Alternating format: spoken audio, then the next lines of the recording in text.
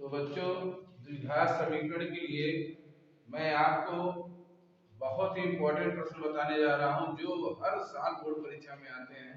अगर आप इसे ध्यान से कम एक बार ही देख लीजिए तो आपके द्विघात समीकरण के 12 नंबर एकदम पक्के हो जाएंगे। फिर देखिए, एक नंबर पर अधिकतर ये सवाल पूछता है, या तो ये पूछ लेगा यानी मूलों का योगफल या मूलों का गुणनफल या विभक्तिकर, ये एक नंबर में आपका आएगा। और एक सवाल और बनता है कि kx² + 20x + 25 बराबर 0 के मूल समान हो तो k का मान मूल बराबर हो, मूल समान हो, ऐसे प्रश्न आते हैं। तो सबसे पहले द्विघात समीकरण में सबसे पहले तुलना किया जाए। जब भी लगाइए बोर्ड परीक्षा में द्विघात समीकरण ax² + bx + c बराबर 0 से आप पहले तुलना करें। तुलना करके पहले a का मान आपने निकाल लिया 3x² के बगल देखो a है, x के बगल b यानी b का मान 6 और c का मान कितना दिया है 4। पहले सही बच्चे ध्यान देखें, a b और c जब तक आप नहीं निकालेंगे आपका सवाल आधा तो समझ लीजिए सही होने वाला नहीं है, इसलिए पहले ये निकालें। अब विभक्तिकर डिस्क्रिमिनेंट होता है सूत्र d बराबर b² - 4ac। तो b का मान आप लिख दीजिए 6 का वर्ग 4 * a का मान 3 c का मान 4, 6 6 के 36, 4 तिहाई 12 चौक 48। तो अब आपका आ गया मान 48 में 36 के लिए 12, आपका विभक्तिकर पूछा आंसर हो गया। अब मान लीजिए इस सवाल में क्या सकता है मूलों का योगफल, यानी मूलों का योगफल बराबर होता है माइनस b/a, यानी आपका उत्तर आ गया माइनस b का मान कितना है 6 बटे a का मान कितना है 3। तो आपका उत्तर हो जाएगा मूलों का योगफल बराबर ऋण ऋण धन हो गया 6 बटे 3, काट देंगे तो उत्तर आ गया 2। एक उत्तर हो गया मूलों का योगफल। गुणनफल बराबर होता है c/a, c का मान 4/a यानी 3, ये आपका मूलों का गुणनफल। अब चलते हैं आगे, थोड़ा ध्यान दीजिए, वीडियो को लाइक भी करते रहिए और सब्सक्राइब भी कर लीजिएगा जिन लोगों ने नहीं किया है, और अच्छे वीडियो पाने के लिए बोर्ड परीक्षा में, ताकि आप ज्यादा से ज्यादा नंबर पा सकें। द्विघात समीकरण kx², फिर वही चीज आपको लिखना पड़ेगा पहले कि द्विघात समीकरण ax² + bx + c बराबर 0 से तुलना करें। पहले तुलना करके सवाल लगाइएगा, आपको अच्छे नंबर मिलेंगे। a बराबर k, b बराबर 20 और c बराबर 25। यदि आपको टॉप करना है गणित में 100 to 100 पाना है तो नियम से सवालों को लगाइए। तो अब देखिए, आपको दिया है कि मूल समान, तो लिखिए कि मूल समान होने पर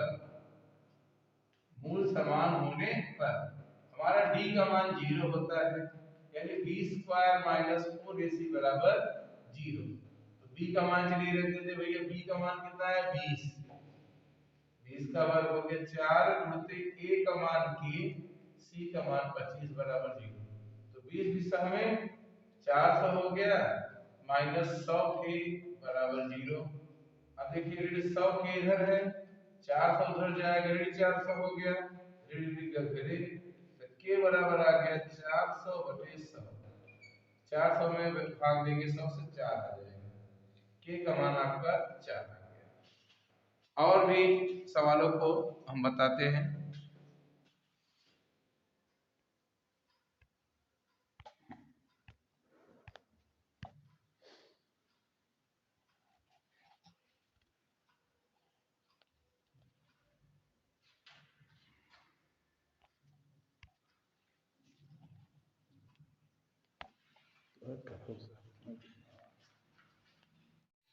तो देखिए अगली सवाल है, बहुत ही अच्छी सवाल है, इसको भी बहुत ध्यान देखिएगा।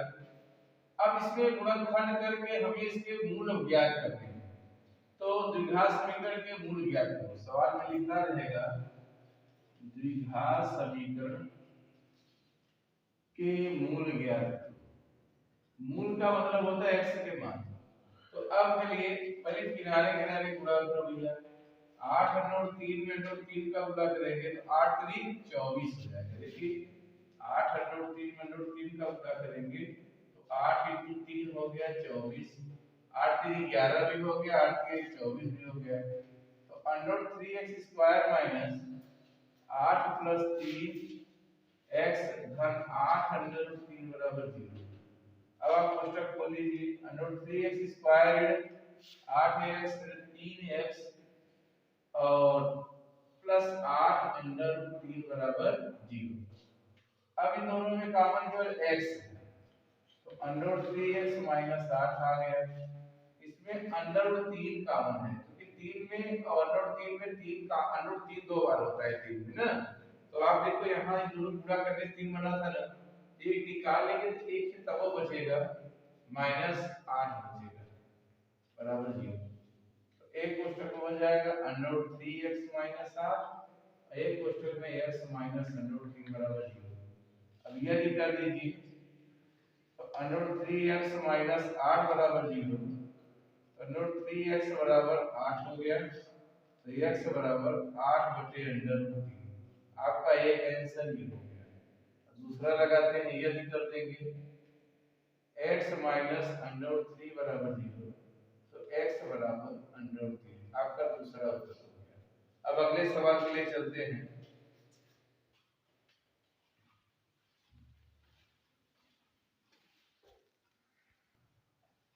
तो देखिए अगली सवाल बहुत ही बेहतरीन सवाल है, बोर्ड परीक्षा में 6 नंबर का आता है कि दो वर्गों के क्षेत्रफलों का योगफल 400। दो वर्ग आपके पास है, पहले ही पता रहे, और दोनों के क्षेत्रफलों का योगफल दिया है 400 वर्ग मीटर और इनके परिमापों का अंतर 16 मीटर दिया हो तो दोनों की भुजाएं ज्ञात कीजिए। पहले वर्ग की भुजा मान लीजिए, माना पहले वर्ग की भुजा, पहले वर्ग की भुजा बराबर x मीटर हमने माना, और दूसरे वर्ग की भुजा बराबर, दूसरे वर्ग की भुजा बराबर y मीटर। अब आप जानते हैं दोनों के क्षेत्रफल, पहले वर्ग का क्षेत्रफल क्या होता है, वर्ग का जो क्षेत्रफल होता है भुजा स्क्वायर होता है, और वर्ग का परिमाप क्या होता है, वर्ग का परिमाप जो होता है वो 4 गुणित भुजा होता है। तो अब देखिए प्रथम शर्त क्या कह रहा है, ये देखिए आप लोग सवाल को नियमबद्ध तरीके से लगाइए तभी आपको पूरे नंबर मिलेंगे। तो प्रथम शर्त क्या कह रहा है, देखिए ये कह रहा है कि दोनों के क्षेत्रफलों का यानी पहले का वर्ग और दूसरे का वर्ग यानी भुजा स्क्वायर दोनों का योगफल कुल 400 दिया है, समीकरण 1 तैयार है। फिर दूसरा शब्द क्या कह रहा है, दूसरा शब्द क्या कह रहा है, इनके परिमापों का अंतर यानी 4x माइनस 4y बराबर 16। तो 4 से हम भाग दे देंगे,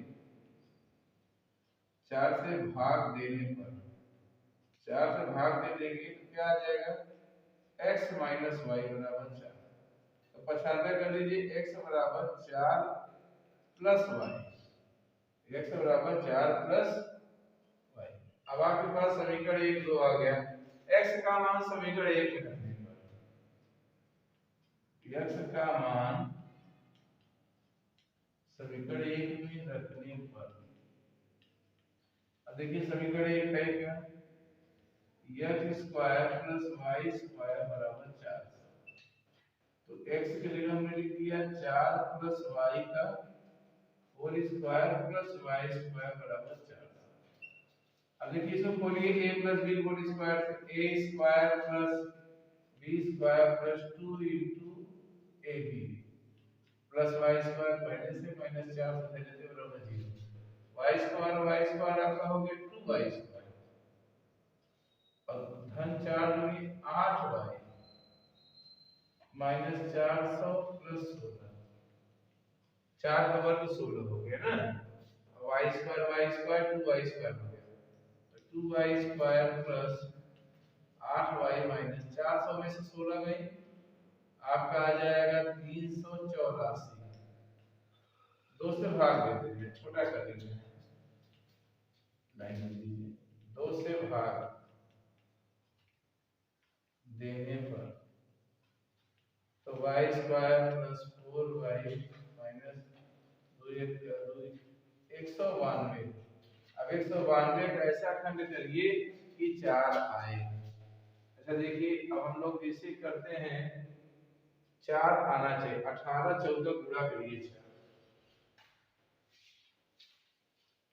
18 और 14, 18 चौक 72, 18 एक 18 7 19 सही है, माइनस 192 बराबर 0।